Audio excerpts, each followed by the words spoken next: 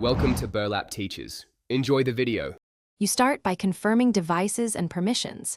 Make sure your iPhone or iPad runs iOS 16 Plus and your AirPods Pro 2 firmware is current. Once paired and in your ears, open Control Center and tap the AirPlay icon to reveal spatial audio. Turn spatial audio on.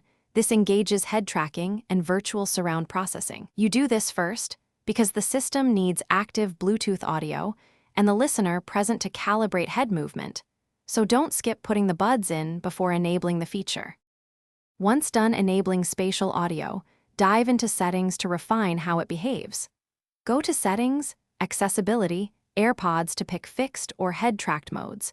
Fixed keeps sound anchored while head tracking moves the stage with you. Make sure to play Apple sample videos and multi-channel music to notice differences.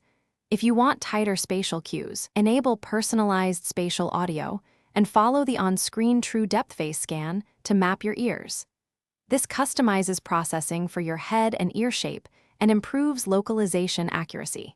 To finish, choose content that supports spatial audio, Apple TV, Dolby Atmos tracks, or compatible apps to hear the full effect. Make sure app audio format is native.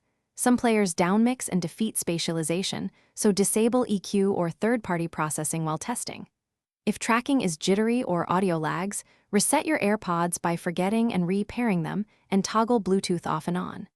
If issues persist, update iOS and firmware. This often resolves compatibility and latency problems before deeper troubleshooting.